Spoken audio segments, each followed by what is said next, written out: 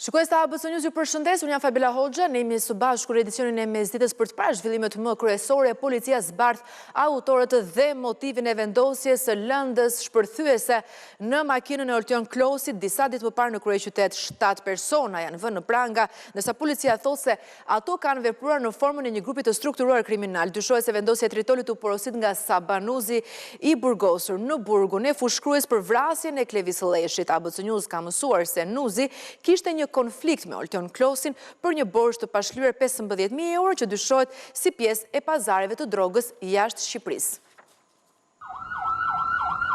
Vendosja e lëndës plasëse në automjetin e Oltion Klosit disa ditë më parë në Tiranë dyshohet se shporositur nga Sabanuzi, i cili aktualisht ndodhet në burgun e fushkrues për vrasje. Dyshohet se ai ka organizuar nga qelia vendosjen e lëndës plasëse ndaj automjetit të Klosit. Me Sabanuzi dhe Oltion Klosit kishte nisur prej kohësh një konflikt për shkak të një borxhi rreth 15.000 eurosh. Sipas informacioneve, shuma dyshohet se është marrë në Spanjë dhe lidhet me pazaret e drogës. Oltion Klosi ka pretenduar se borxhin e kishte shlyer, ndërsa Sabanuzi këmbgulte se ai detyroi edhe 15.000 euro të tjera pas refuzimit për të paguar shumën. Dyshohet se Nuzi ka urdhëruar personat e arrestuar që t'i vendosin tritol në automjet Klosit. Autori i dyshuar i vendosjes së tritolit është Jurgen Gjonaj, i cili është ndihmuar nga Renato Balla, Kristian Ahmerama dhe Eclipse Leti. Këta të fundit i kanë siguruar autorit informacion për vendodhjen dhe fotografitë e automjetit, biçikletën me të cilën ka lëvizur, si edhe banesën ku është strehuar. Ndërkohë Gentian Kojtari, Dorian Hamolli dhe Geri Smolla dyshohet se kanë transportuar me automjet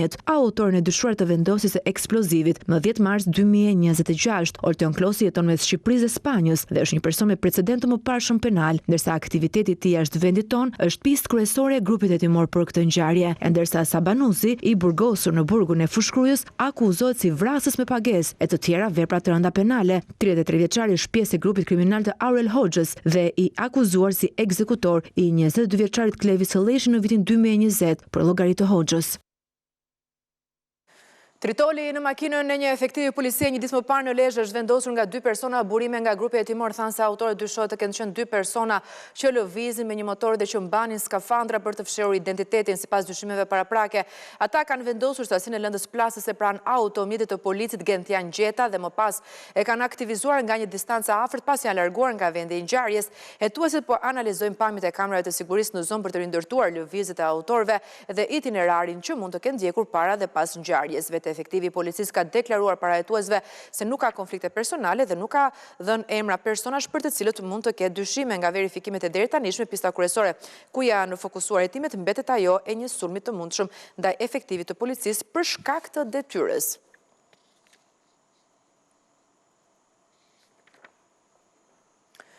Një objekt i dyshuar si lëndë plasëse është gjetur në një kompani që përpunonte inerte në Spaç të Mirditës.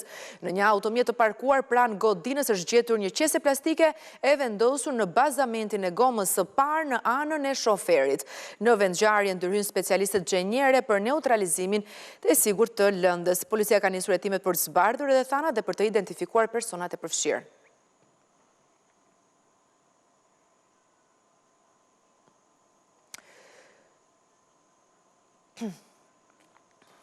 Dy persona, një grek dhe një shqiptar, u arrestuan nga policia pasi qëlluan me armë në ajër duke terrorizuar banorët e fshatit Orman të Maliqit. Gjatë kontrollit në banesën e 40 vjeçarit u gjet arma e zjarrit, municion, fara kanabisi dhe një aparat metal kërkues. Hetimet tregojnë se shtetasi grek ishte shkuar në zonë për të kërkuar flori.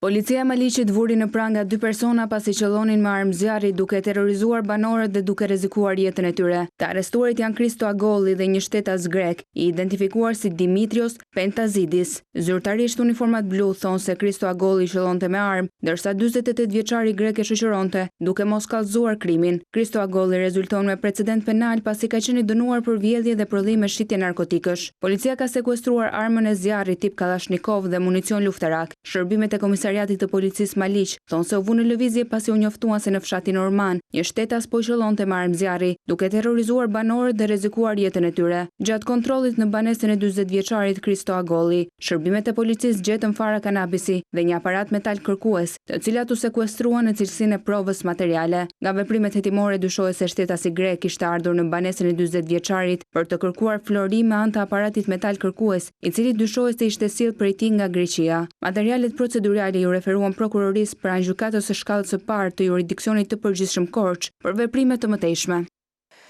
Kryeministri Edi Rama ditën e sotme ndodhet në Vlorë, aty ku në fakt po zhvillon takime me deputet të këtij qarku, por edhe drejtues të pushtetit vendor. Për më tepër ne do të jemi me kolegun Elton Nika.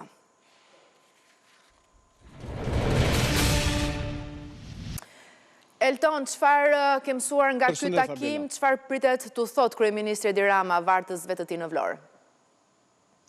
Kryeministri Edi Rama ka rritur rreth orës 11:15 minuta në qytetin e Vlorës, pikërisht në zonën e plazhit të vjetër, në një prej lokaleve bus Bregdetit, ku po zhvillon deri në këtë moment një takim me deputetë e qarkut të Vlorës, por edhe me kryetarin e bashkisë së Vlorës, por edhe përfaqësues të administratës së bashkisë. Në këtë moment e mëson që po bëhet gati edhe eskorta për të shoqëruar kryeministrin Rama, pasi pritet që të largohet nga vendi ku po zhvillon takimin, por edhe nga qyteti i Vlorës. Rama ka mbritur nga Dërmiu dhe ka mbledhur pikërisht në takim deputetët e qarkut të Vlorës gjatë ditës së sotme, por edhe përfaqësuesit e pushtetit vendor për diskutuar mbi projekte të cilat janë duke u zhvilluar në qytetin e Vlorës, por natyrisht edhe masat për sezonin turistik, pasi jemi tashmë në mesin e muajit mars dhe Vlora është duke u përgatitur për sezonin dhe për nisjen zyrtare të tij.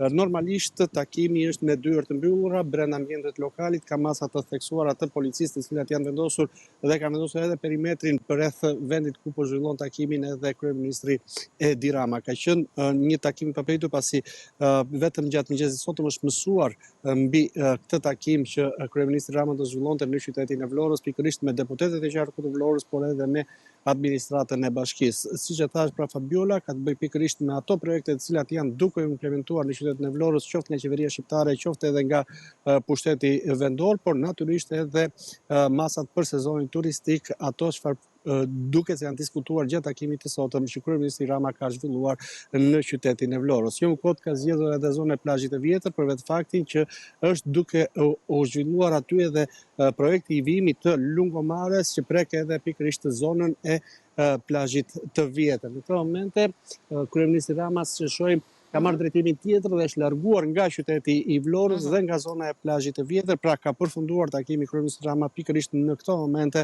dhe është larguar nga zona e Pyllit të Sodës për dalë pas në autostradë dhe tashmë drejtimi i tij pritet të jetë drejt Tiranës. E kuptoj, mirë, të falenderoj Elton.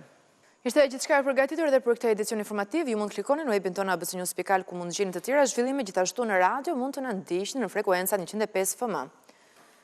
Në vim do t'jeni me kolegun Ertan Prifti. Faleminderit që na ndiqni.